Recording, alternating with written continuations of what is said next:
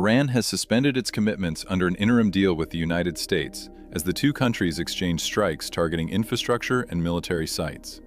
The question now is whether anything is left to salvage, or whether the last thread of diplomacy between Washington and Tehran has just been cut for good.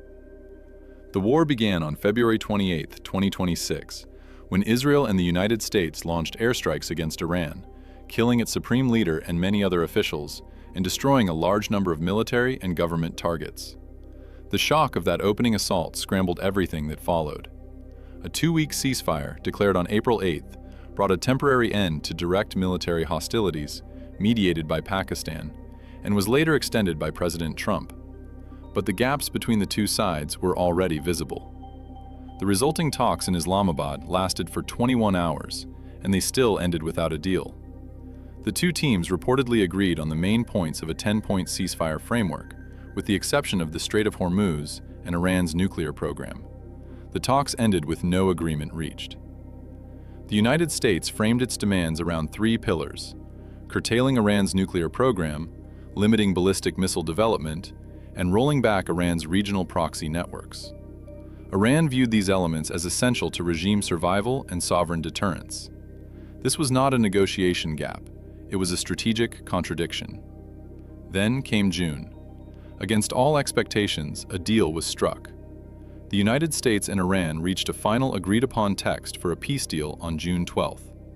On June 17th, Trump and Iranian President Masoud Pezeshkian signed the Memorandum of Understanding remotely. Trump from the Palace of Versailles after the Group of Seven summit, Pezeshkian from Tehran. The memorandum was a 14-point framework agreement. It provided for an end to military strikes, the reopening of the Strait of Hormuz to commercial shipping toll-free for 60 days, an end to the United States naval blockade of Iranian ports, and a 60-day extension of the ceasefire. The framework deal also kicked off a 60-day negotiating period to resolve unanswered questions, largely about the future of Iran's nuclear program and the policing of passage through the strait. Those talks began in Switzerland but quickly sputtered. There was a structural problem baked into the deal from day one. The agreement also paved the way for sanctions relief and a $300 billion reconstruction incentive for the Islamic Republic, contingent upon a final deal being agreed. That contingency was the key word. None of the hard questions, enrichment, missiles, proxy forces, had been resolved. The framework agreement did not even mention Iran's ballistic missile program or its network of non-state allies in the Middle East. Both the United States and Iran wanted to end the war and had strong incentives to reach an agreement, but the structure was not sound. The ambiguities in the text represented unbridgeable gaps between the two sides' positions, weighed down by commitments from other actors: Israel, the Arab Gulf states, Hezbollah, and the United States Congress, that were not party to the negotiations. And then Israel pulled the thread. Iran suspended its entire 60-day negotiation period with the United States over the direct violation of the memorandum's first clause, with Israeli attacks on southern Lebanon constituting a breach less than 24 hours after the memorandum was electronically signed. Tehran's demand was clear. Iran refused to unilaterally fulfill its commitments under the agreement until it received assurances that Israeli military actions in Lebanon ceased, the United States adhered to its obligations, and the negotiation environment was stabilized. Washington never delivered those assurances. And what happened next answers the question of where this really stood all along. A week after the two sides signed the preliminary deal, an Iranian drone slammed into a cargo ship sailing through the Strait of Hormuz. There were no casualties, but the June 25th attack set off a chain of hostilities that would put the two countries on a path back toward all-out war, less than a month after they agreed to stop fighting.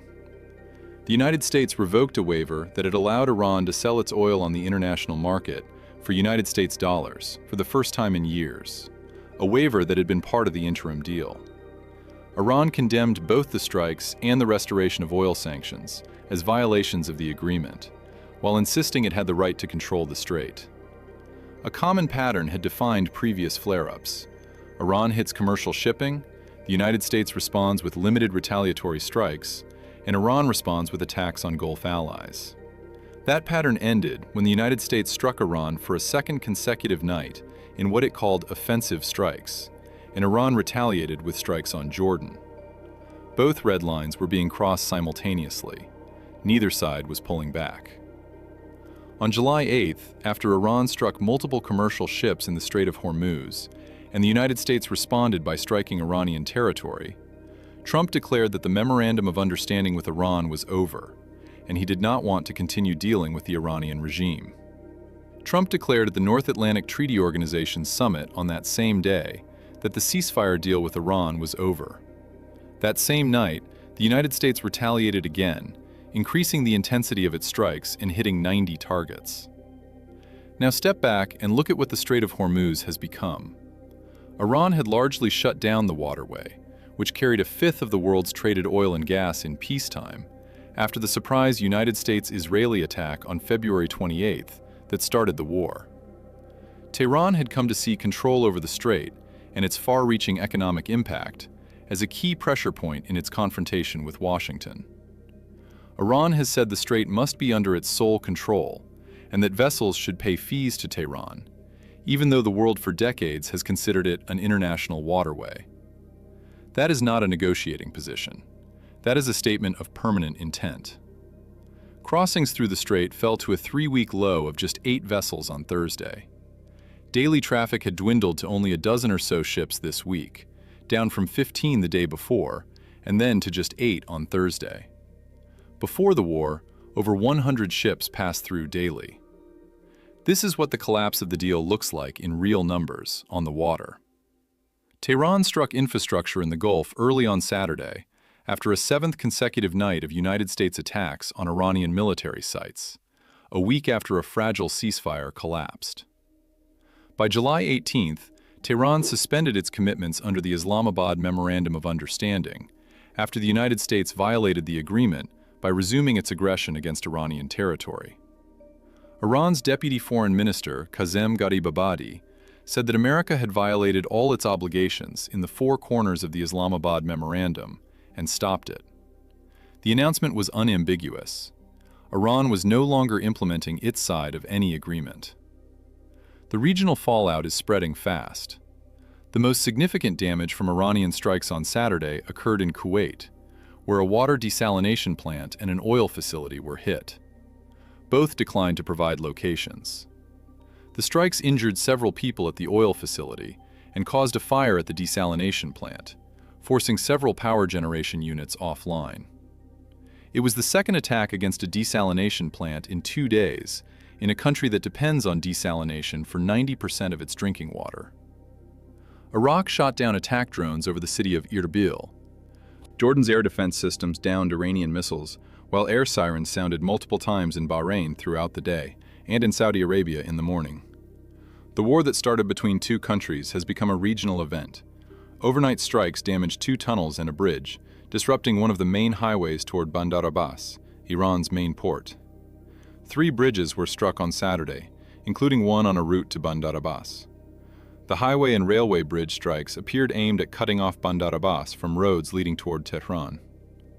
While other routes still remain open, the strikes could expand further, potentially disrupting both the movement of military material and goods needed for Iran's 90 million people. Now, here's the counter case, and it deserves a fair hearing. Iran still holds significant leverage. Iranian state television quoted the Islamic Revolutionary Guard Corps as saying that until United States aggression comes to an end, it will not be possible to export chemical fertilizers or even a single drop of oil and gas from the region. That is a real threat to global energy markets, and Washington knows it.